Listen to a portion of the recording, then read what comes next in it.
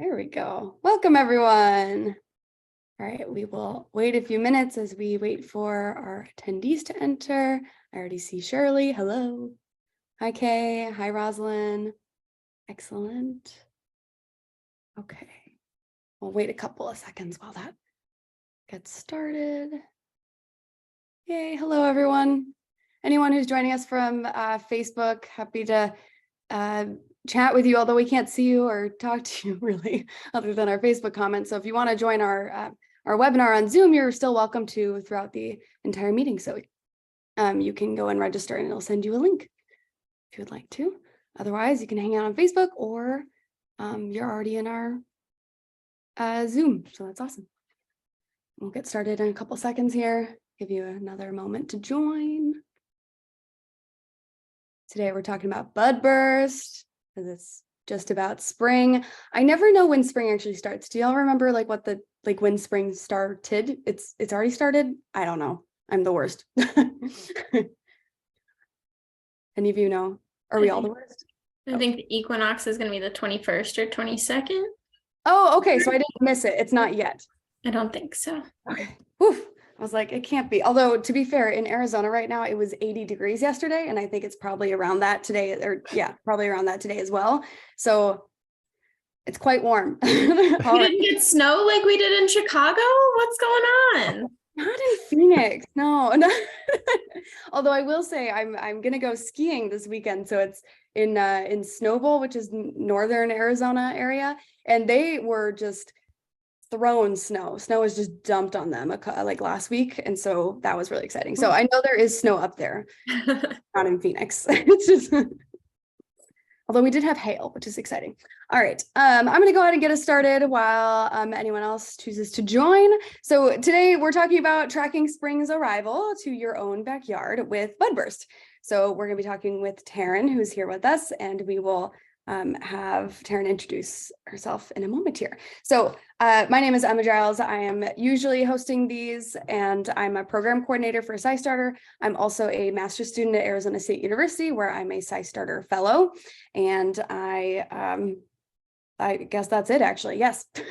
Roland, would you like to introduce yourself? Yes, thank you. So I'm Roland, Quality Assurance Coordinator with SciStarter, and as usual, I'll be posting the links in this webinar. Awesome. Yes. Trevor.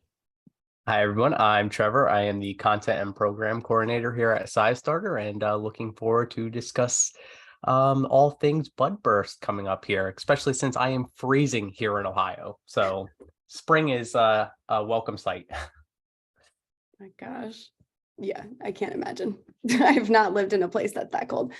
Just to set some little expectations for the interactions via the webinar. Since it is a webinar, we have the chat and we have the Q&A. So if you have questions about the actual project Budburst, or questions about citizen science as a whole, or bigger questions that you think might answer someone else's question as well, go ahead and drop it in the Q&A. Any conversational things you can drop in the chat. If you just want to mention like, oh, I loved that thing, you can go ahead and drop it in the chat.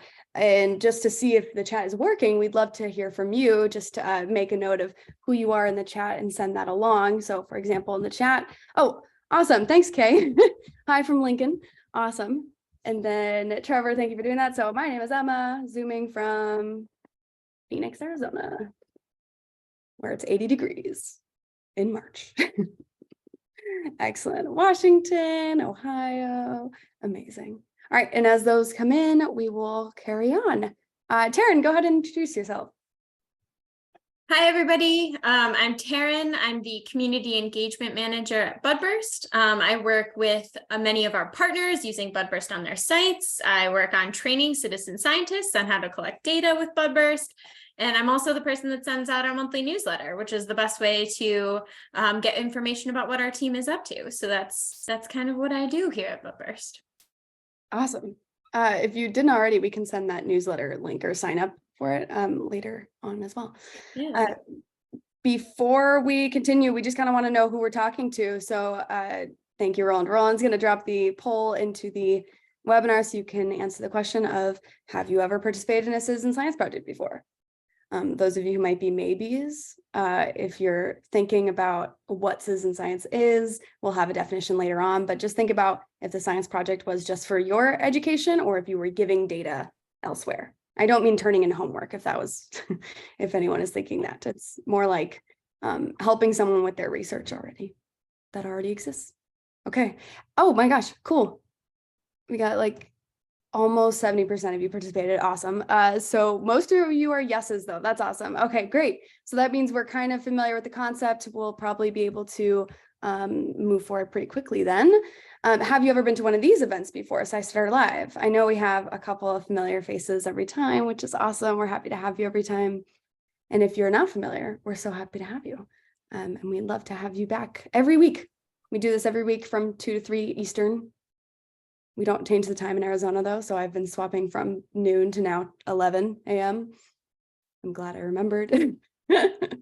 Excellent. Okay, so a lot of you have. That's awesome. Welcome back. We're happy to have you. And then those of you who are not, we'll see you back next week, right? Now we want to know, who are you exactly? So what kind of things do you do? Are you an aspiring citizen scientist? Are you a student? Are you a researcher, a parent, etc.? We want to know what type of human you are that we're talking to. We've got a couple of you.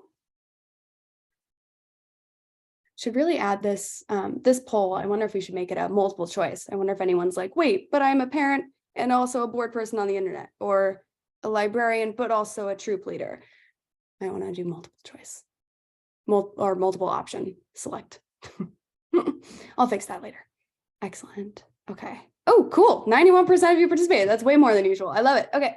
Or more than expected. Awesome. Aspiring citizen scientists, welcome. And then those of you who are teacher educators, troop leaders, that's amazing. I'm so glad to have you here. In fact, I think Budburst has a giant supply of educational supplies too, as far as I remember. Yeah, so that'll be a good thing to note when you're looking at this later on.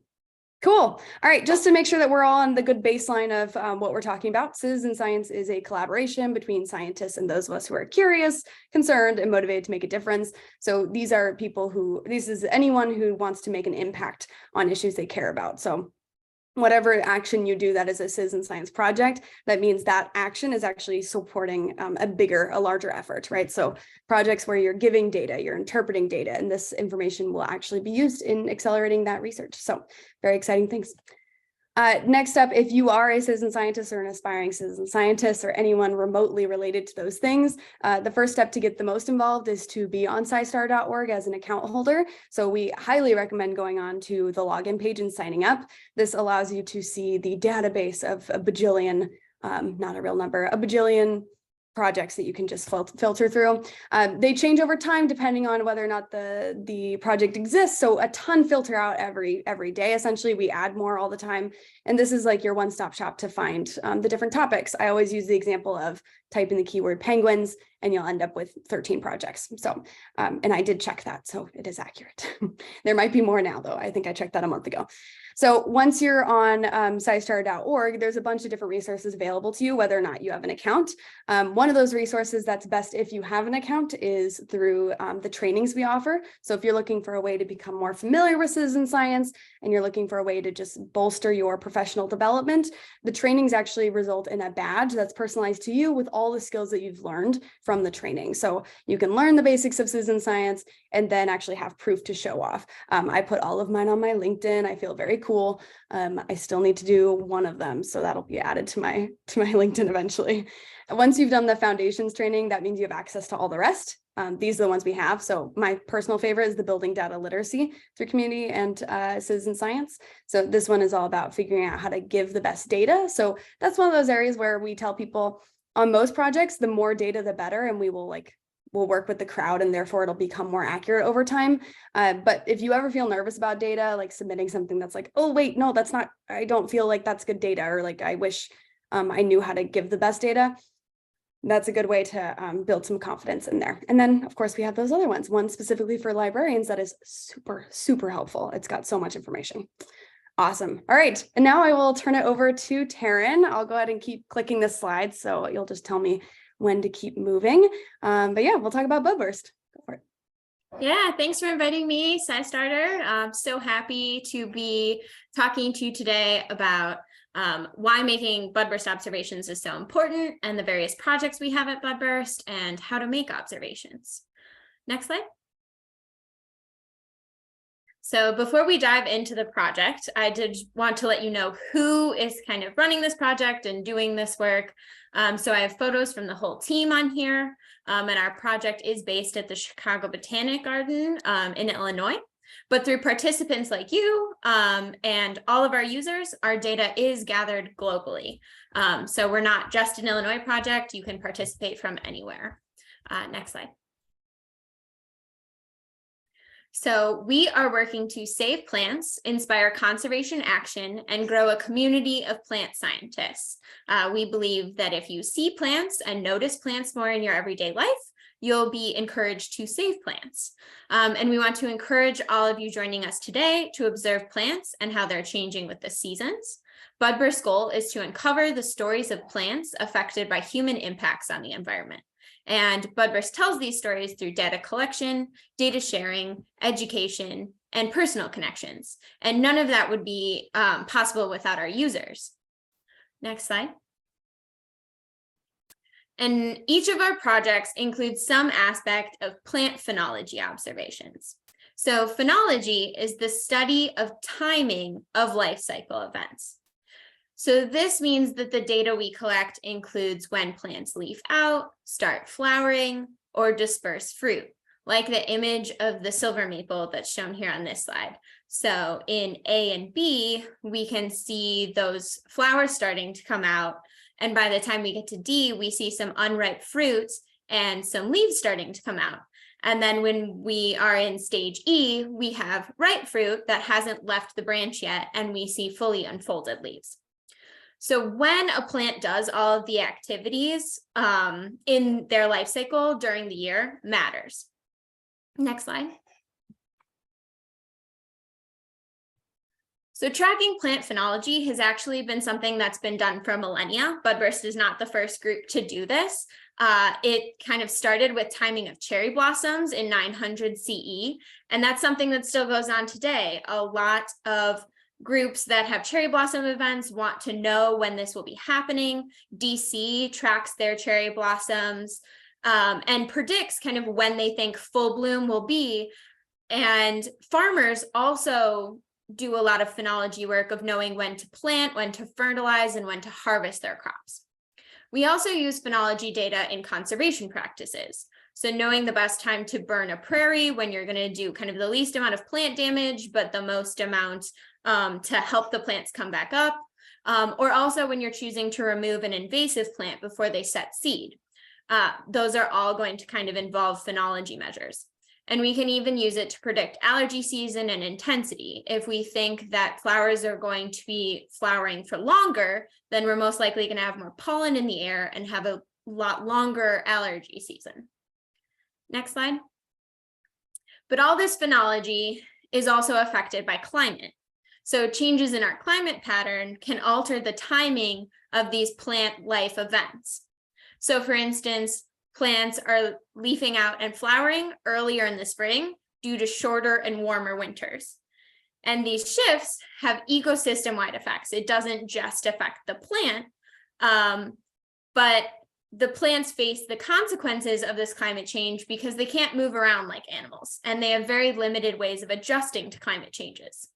In the short term, individual plants can be a little bit flexible with their life timing events, things like flowering earlier or later, depending on their kind of individual ability to do that and make small changes over time and hopefully survive. But over long periods of times, while plants can't move individually, they can migrate through seed dispersal. So when they flower and fruit and set seed, the farther the seed goes, if the conditions are right and they come up, they can adapt and be more fit for a new climate, or a climate that they travel to can be more similar to their old climate, so they don't have to adapt so much. So they can kind of move that way. But if none of these changes work, plants can go extinct in their local habitat. They can no longer survive, that population can die out. And if enough populations die out, this may lead to a global extinction of a species, which isn't something we want. We want to try and keep this biodiversity and keep the plant populations that we have. So by collecting data on plant changes in phenology, this individual adaptation that we see, we can understand how well they're adapting to a climate change in their area that they're experiencing and understand how likely their survival is. Next slide. So overall, shifts in phenology will get more extreme with increased climate change. We have evidence of this happening already here in Chicago. So Budburst data compared with historical data sets showed that for 19 out of 20 species that we studied, there were increasingly earlier flower times recorded in the last 5 years compared with the historic data sets. And this ranged from anywhere from a few days to over 1 month earlier. And while it may look like a few days now or a month now, as we see increasing climate change over the years, and if we have increasingly earlier days, it could start off as something like 3 days now and end up being almost a month in 2100. So why does it make such a difference if plants are blooming earlier? Plants blooming earlier in the season because of shorter winter sounds great. At least to me here in Chicago. In Arizona, where you have warm weather now, I'm very jealous because we just had some snow. And so that kind of not having the snow and ice for so long would kind of be awesome. Or at least I would think so. But unfortunately, it wouldn't be for the plants. They would kind of lose out on that time to be dormant in the winter and how they've adapted to kind of the seasonal changes that we've had previously. As those change, it gets harder to adapt. Next slide, please. So these shifts also don't only impact plants. Plants are very connected to everything. So the animals that depend on plants, the insects and humans, for example, are impacted by those changes. Ecological mismatches can occur. This means that flowers may bloom when pollinators are not available yet. Maybe they haven't come out of hibernation or they're not around that early in the spring. And if pollination doesn't happen, plants can't reproduce, and pollinators then lose their food source in the future. But the pollinators for that season have also lost out if there's not enough plants blooming when they come out. And so if pollinators and other insects miss out on the ability to feed, then they might not be available to be a food source for birds and other small animals. So it becomes this kind of chain reaction when plants are experiencing a change. So early blooms may shift or lengthen our allergy season, which affects us. They can also impact food crops. For example, we can have damage if cherry and apple trees bloom early, but then are hit by frost damage later, which can ruin their flowers and make them unable to be pollinated. And so if they're not pollinated, we wouldn't have fruit and we wouldn't have that kind of food that we depend on to survive. So we need to pay attention to how plants are so connected to every part of our lives. Next slide. So you can help us learn more about how plants are changing by making observations on plants with Budburst. And anyone can contribute data to our projects. We have school groups involved, local forest preserve partners. It's also a nice activity for a walk or a trip to the park with family. If you happen to want to be a partner with us, you can reach out to us and use us on your site, but it's also just something that anyone can do. Next slide. There are also no restrictions on the plants you can choose to observe. So you can look at wildflowers or trees, and this tends to be the biggest barrier for our observers is they might not know what plant they're looking at. So what you can do if you don't know the plant you're looking at is take a photo of it. And our web app and our mobile app, when you upload that photo, will provide you some suggestions of the plant you might be seeing. So if you see something on your walk or you have a neighborhood tree and you're not sure what it was, you can definitely take a couple photos and upload them to Budburst. Or if you prefer another identification site, you can put them on there and get some suggestions of what you might be looking at. But you can also make your observation from anywhere. So we have school groups that have gardens on their site, and it's part of their class time activity on site to kind of make those observations. But you can also use Budburst when you travel. If you go someplace far away from where you are locally and want to make an observation, that is definitely an option. There are so many ways to make an observation. Yeah, that's a really great suggestion. There's a lot of different ways to ID plants for sure. Okay, so we like to say that it can be any plant, any place at any time. So you also don't only have to make observations in the spring. You can start now and do it for as long as you'd like to. All right, next slide. Great, thank you.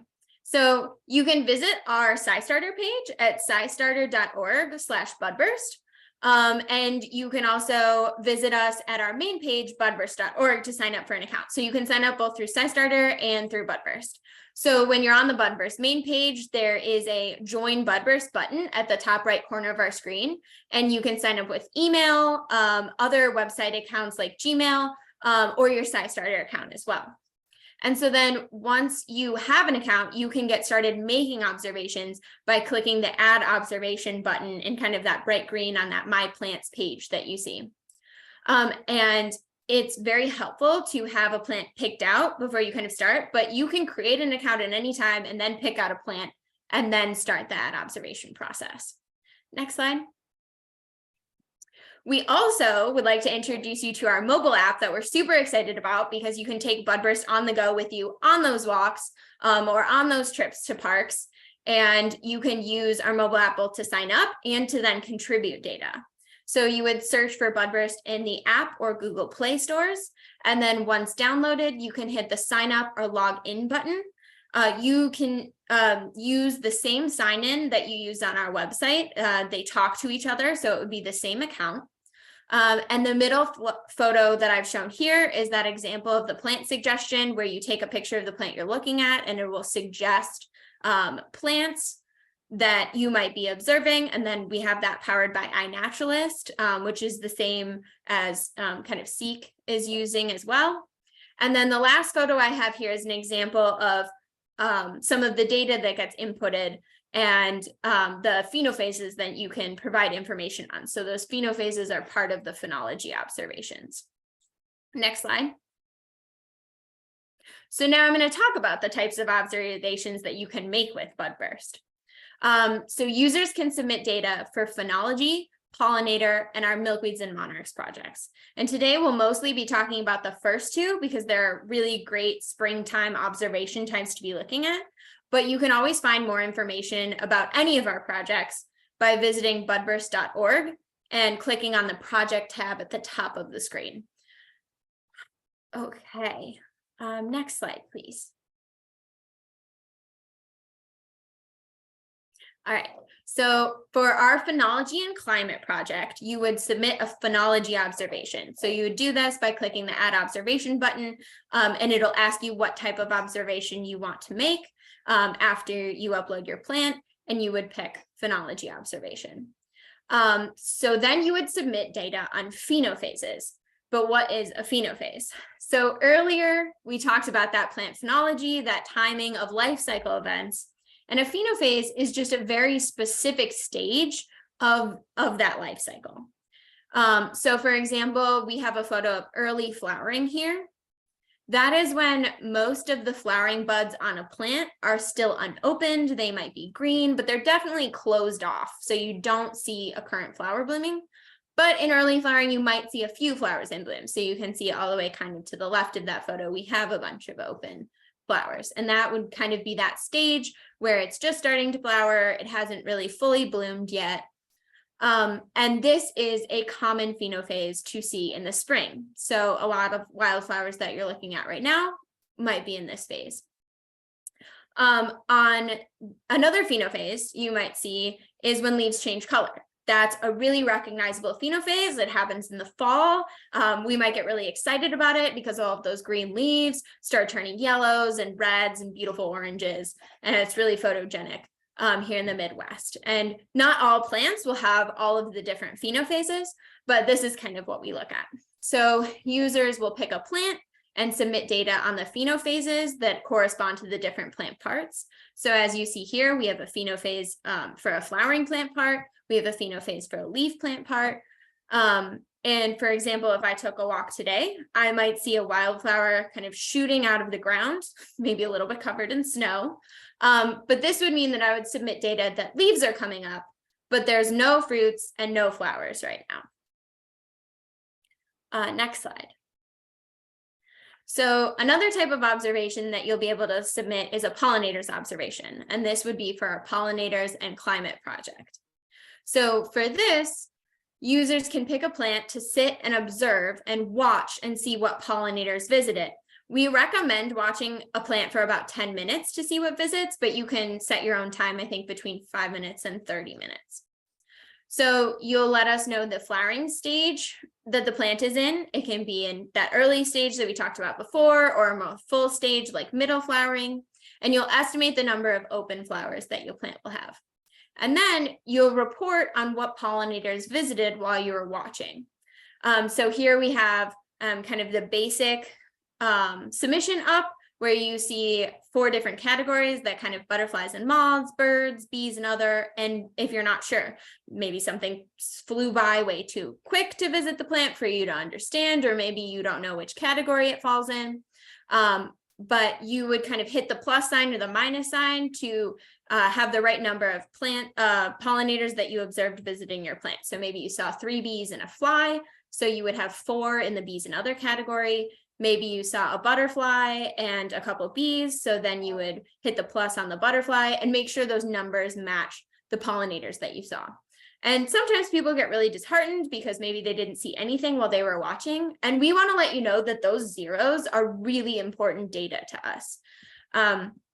When you watch and you dedicate time, we recognize that and we appreciate that. And even if you didn't see anything, it's important to let us know, because when users collect all of these data on different days, and we see the different number of pollinators that visit in different months in different places, all of this collective data lets us know that maybe pollinators are visiting plants early in the year. And then as we proceed later, we start getting these zeros. Or maybe you have a lot of zeros in the beginning stages of flowering.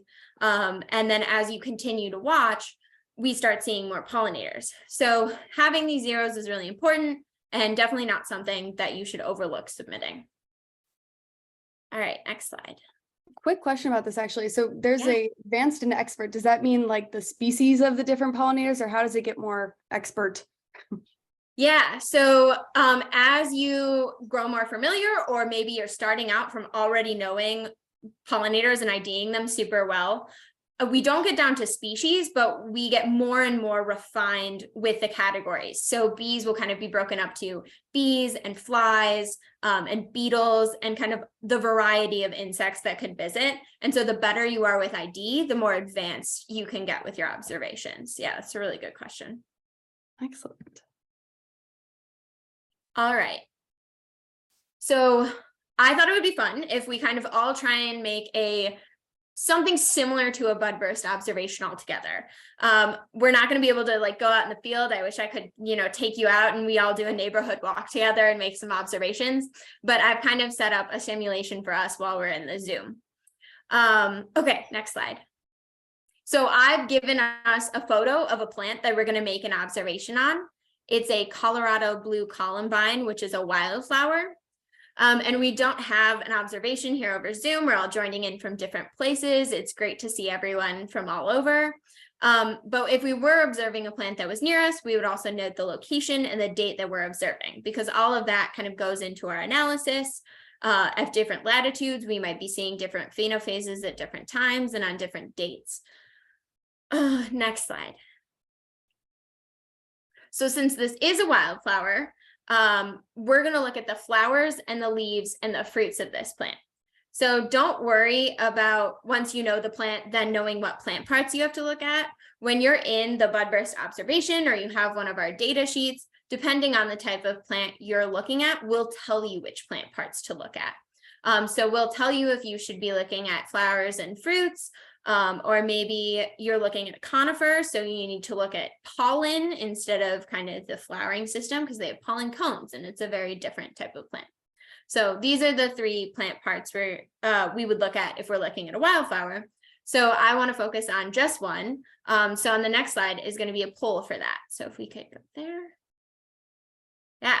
So here we have a poll for looking at the flower phenophase. So what you're going to do is look at the photo of the flower that we have up and select the phase that you think the flowering plant is in.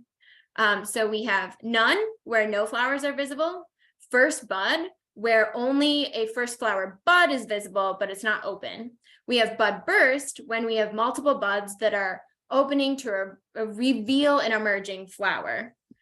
We have first flower, where a first flower is fully open, but there's kind of only one flower on the plant at the moment. We have early flowering, where a few flowers on the plant are open, but it's less than 5% of what you think it'll be when it's fully flowering.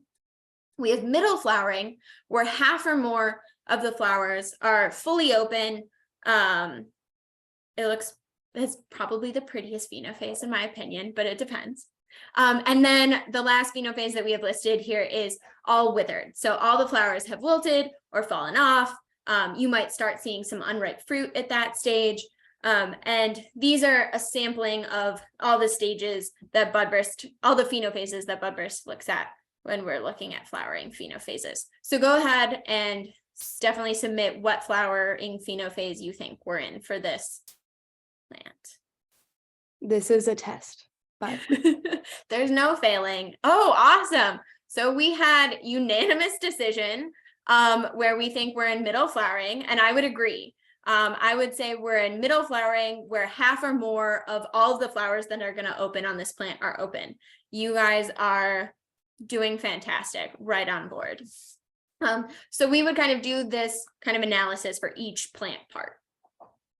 Quick question about the withering. Since it goes from half or more fully open to all withered, is it a pretty quick process when they start to wither altogether?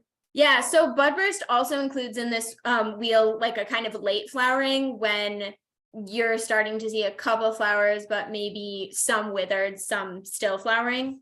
It definitely depends on the plant. So we have this very fun plant that kind of grows in alpine regions, and it'll grow in, I can't think of the name of it right now, but it'll grow in like segments. So it will have all of its leaves and it'll kind of start flowering. And then as you proceed through time, it will add flowers and wither those and then add more flowers. And it'll be kind of this continuous process.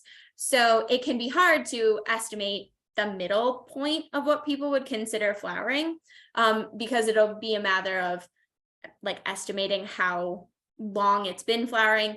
And a lot of the phenophases are easier to determine when you've been observing a flower over a longer period of time. So as you watch it progress through the life cycles, you'll get a feel for when it's kind of hit those different phenophases. So some plants are really fast in that aspect, and some plants take a lot longer to go from kind of that early to withered stage. Awesome. Okay. We did have a question in the Q&A that, thank you, Jennifer. I actually was going to ask about this to just double check.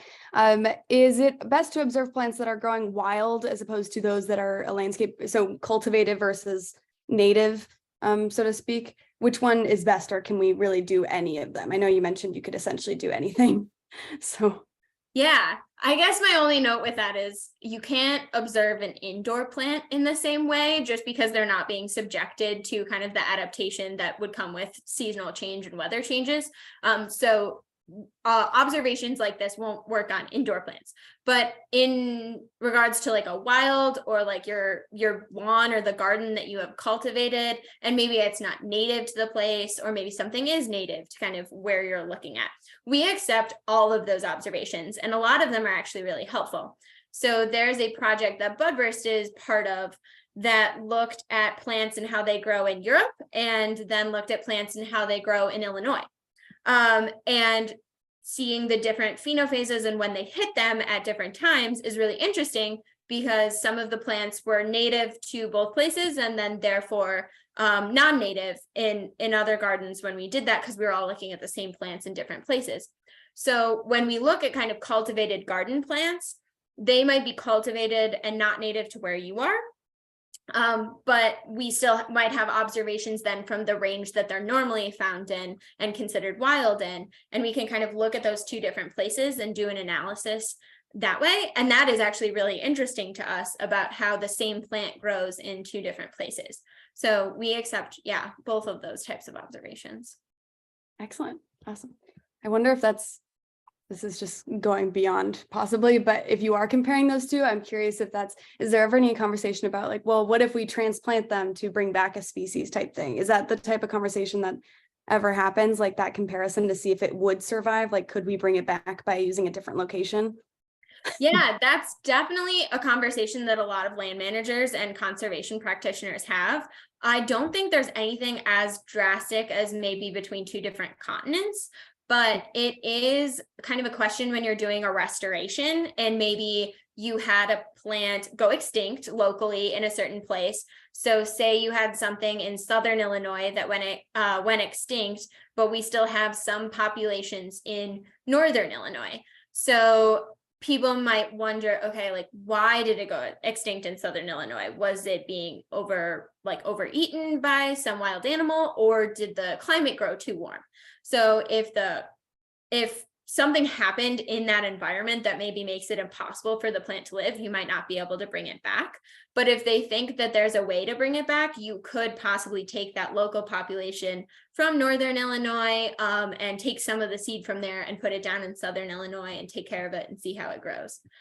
Yeah, but it can be interesting to look at all of the different latitudes and see how we're getting warmer. Maybe we need to move seed around in order for those local populations to still live and do that migration of plants for them, like how we talked about earlier, how plants can't move. Humans can definitely do that assistive work. Right, absolutely. Okay, that's fascinating. Interesting. Cool. Yeah. So this is just a note to remember that when you're collecting data from for Budburst, you can use our hard copy data sheets and bring those out into the field. Or you can use our mobile app and bring that with you and take a picture and do the observation right there with you. Data sheets for observation can be found for all of the projects at budburst.org on their corresponding project page. You can download them and print them off. Next slide. It is very helpful to Budburst when users decide to pick a plant and make observations on the same plant throughout the year. So I just want to note that you can bring Budburst on your travel and make observations anywhere one time that you'll see the plant and let us know what's happening. But you can also pick a plant near you and go back and check it regularly and make observations. We know this isn't always possible when you've kind of decided to make an observation on a plant that you saw when you were traveling somewhere fun. But it is a good idea to, when you're looking at Budburst, pick a local plant at a park or in your neighborhood and check it regularly and make observations when you see changes in phenophases. So I provided the example of the flowering blue Colorado blue columbine that we looked at earlier and we made an observation on with our poll. And I have it progressing from that middle flowering phase to a first fruit phenophase. So we see kind of that fruit, seed pod is opened and we see the ripe fruit inside. And then it moved to a withered leaves phenophase. So these all kind of focus on different plant parts and had different changes occurring. So if you go and regularly check on a plant that you can interact with regularly, maybe weekly, reporting on when these changes happen by submitting an observation follows the whole plant life cycle and really gives us a picture of how this plant adapted fully. Before I move forward, I have a question that might be, it might just be because I have no idea. But when we move from flowering to fruit, sometimes I get confused because we grow up thinking like fruit is like the edible fruit, right? And so thinking about the fruit of different plants or what that means, any flowering plant will turn into a fruit, like the flowers will turn into a fruit. Is that accurate? Yeah, flowering plants will, if they're successfully pollinated, will produce fruit. So if it didn't get visited by a pollinator or didn't get successfully pollinated for some reason, sometimes the flower will just die without producing fruit. But if everything went well, you'll see kind of the flower parts develop into where the fruit comes from and then ripens. Excellent. Okay. So in my case, I might even just Google what the fruit looks like of a certain plant just to guarantee I know what I'm talking about. But do you recognize any, or do you recommend any resources to make sure you understand like what the fruit of a plant looks like versus withering and et cetera? Yeah, so we at Budburst have our Budburst official species, which we have web pages for, which will talk about kind of how that flower looks like and how that fruit looks like. But if you're looking at a plant that isn't covered by our official species, I recommend iNaturalist. There's normally photos from a lot of different people that have spotted the plant in multiple stages, or some wildflower websites will kind of describe or have pictures of what the flowers and fruits look like for a lot of those plants. Awesome. Okay, cool. Yeah, and it definitely varies by the plant. So it is good to Google like your specific plant if you pick one and kind of get a feel for what those life stages will look like. Excellent. Rosalind, I see your question. I'm going to wait a moment before we respond to that one, but just be aware we will get back to it. Okay. All right, carry on. Awesome. So we tried a phenology observation. So now we're going to try a pollinator observation. So this is part of our pollinators and climate. And we won't be sitting and looking at a plant for 10 minutes. I wish that would be so fun. That's how I'd spend all of my time. But next slide. We're going to look at the same plant in the middle flowering phase that we saw and see if we see any pollinators that visit. So there'll be a poll on identifying a pollinator. Next slide. So a visit is when you see a pollinator touch one or more flowers. So what does that mean? It means that if you see a pollinator taking a rest on a leaf, just, breathing in, but sitting on a leaf, that does not count as a visit. It's not doing any pollination if it's not touching a flower part. But if you see an insect land on a flower in your plant and then fly off, that counts as a visit. That said, if you see an insect come land on a flower on your plant and then you watch it the whole time and it lands on another flower, that still only counts as one visit. The exception to this is when you see an insect or pollinator visit one of your flowers, travel to a couple flowers on your plant, and then clearly go away, maybe visit another plant, and it might come back. And you might not know if that's the same insect that you saw before, or you might know that it is because you kind of watched where it visited, but those will count as two visits. The first time that you saw it, and then the second time you saw it after it went away. So that can be a confusing part of observing, but we do have information on that kind of in our project page of what counts as a visit. All right, next slide. So we're going to focus on kind of that basic level of identification. So here's some examples of pollinators you might see. We have the bees and other category, which encompasses bees and flies and beetles that you might see. We have butterflies and moths, and we have hummingbirds. I wish I saw more hummingbirds. They're one of my favorite types of pollinators. We also have a not sure category, and we probably need to look into, I know there's some things that are bat pollinated. So if you find yourself getting some bat pollination, definitely reach out to us and let us know. And you can learn more about all the pollinators that we have on our pollinator ID guide. That's also available on our Pollinators and Climate project page at budburst.org. Okay, so next slide. We're going to identify this pollinator. So if this pollinator has visited your flower and made a visit on your plant, definitely choose what group this photographed pollinators falls into.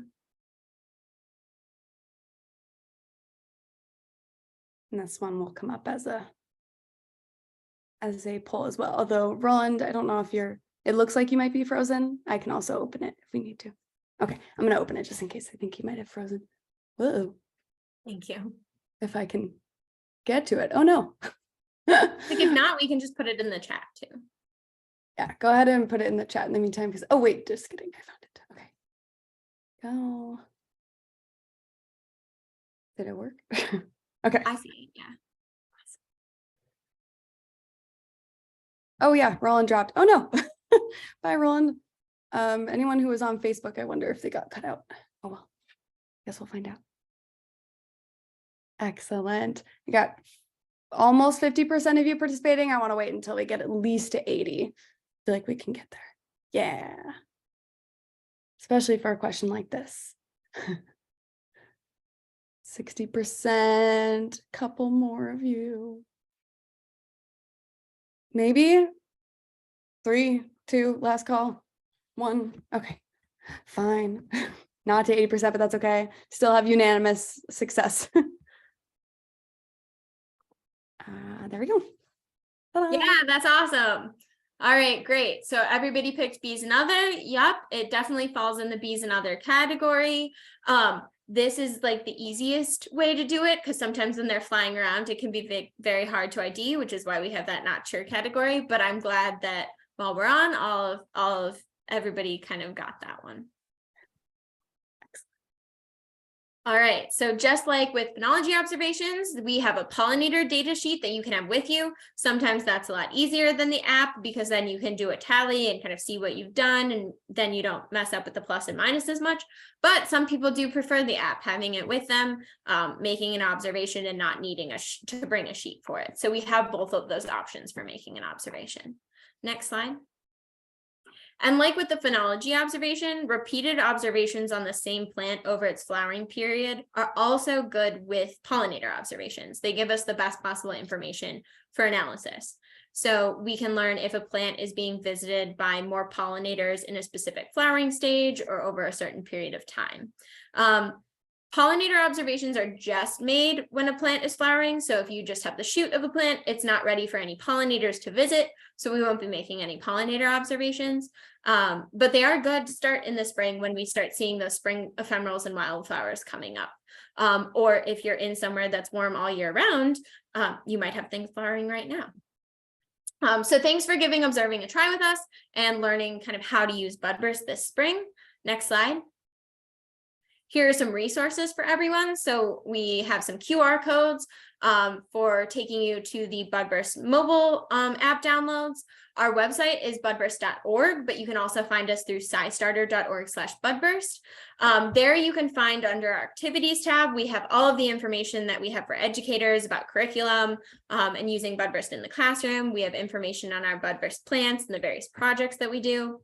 And if you have any questions as you're using Budburst, as you walk away from this presentation and start using it, or any questions that we don't end up answering today, you can always email the team at info@budburst.org. And with that said, I'm happy to answer any questions that we have while we're on this Zoom. Excellent. I'm going to keep this slide up, I think. Yeah, I'll keep that up for a minute. There was one question about data. So Rosalind asked, do locals have access to the whole data set of collected observations? So this also might mean just open data sets in general. Do you share open data sets with the public? Yeah, so all Budburst users that submit data and have accounts have access to our data.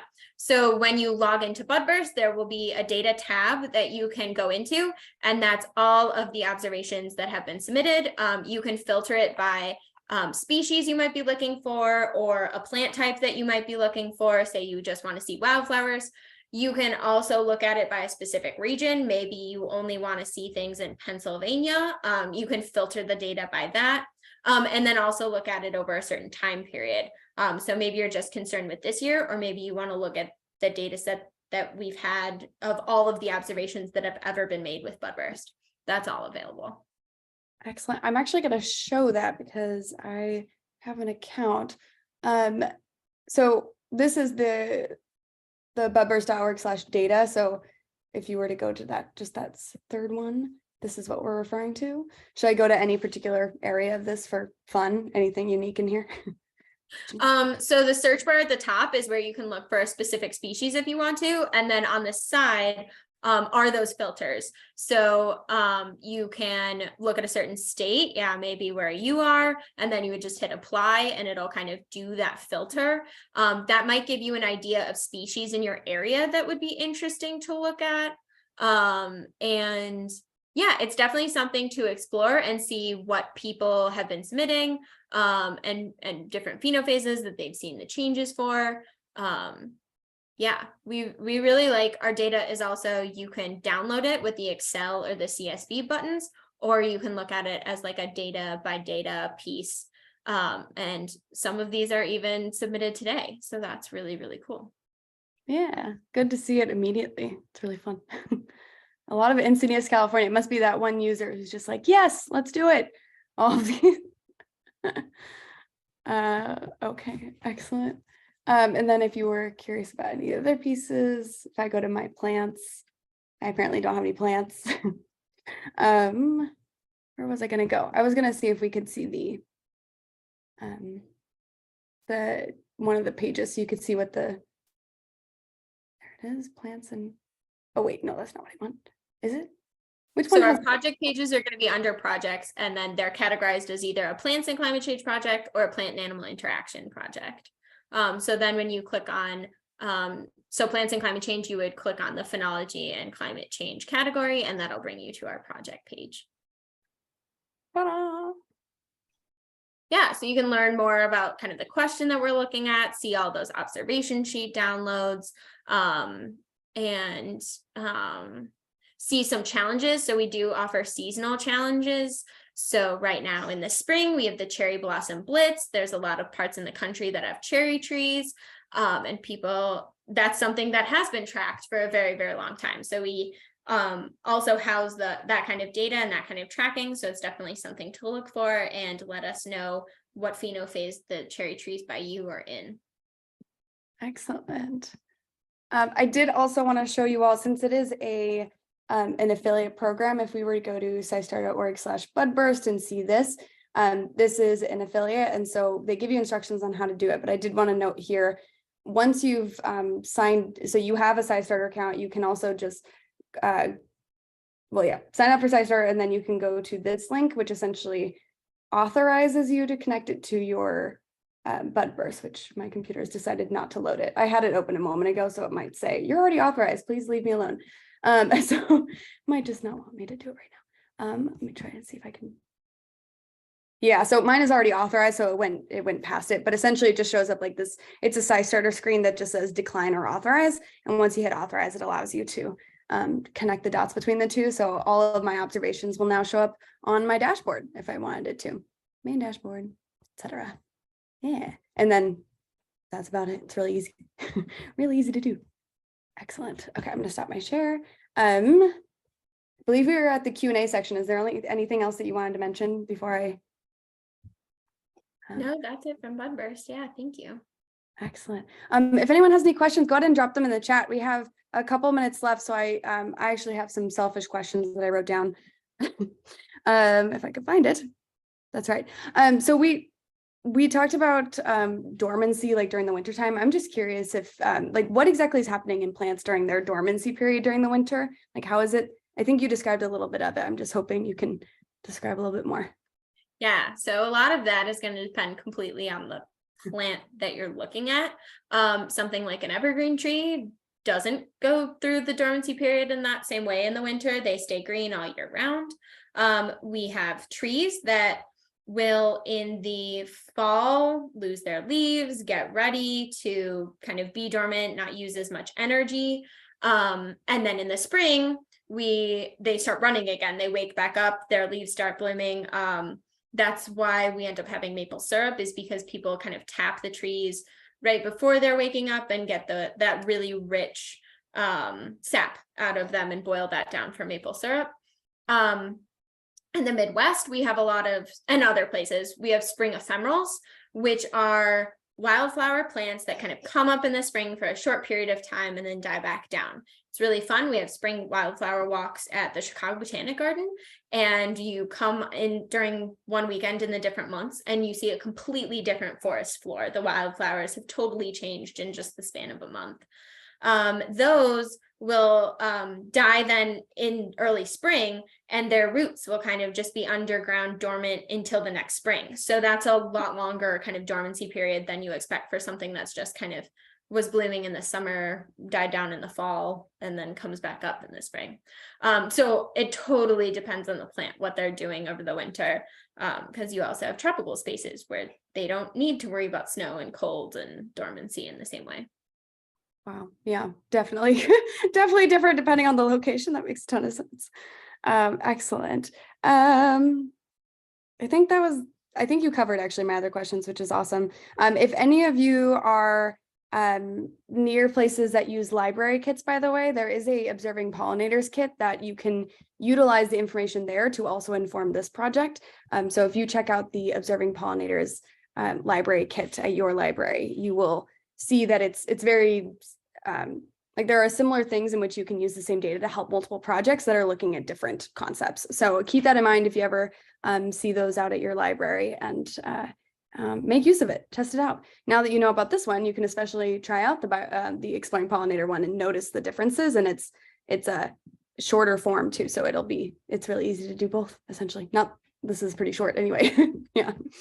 Excellent. I saw, Oh, thank you. Yeah, I just dropped our newsletter. If anybody wants to sign up for that, I dropped the link for that in the chat. Excellent. I will save that for the follow-up email too. Awesome. All right. Well, if there aren't any questions, I'll go ahead and close this out. If there are any questions, feel free to share them. And if there are leftover questions, you can always reach out and we can answer in our follow-up email as well. And I'll come back here. If you needed either of these links, oh, just kidding, you can't see it yet. Loading, there we go. When you can see the QR codes, if you'd like to download the app, I'll keep it up for another couple seconds. 3, 2, really fast seconds. I can come back to them if you'd like. Excellent. Okay, so we do this every week. So thank you so much, Taryn, for being here for this one. I'm excited for the spring to get started.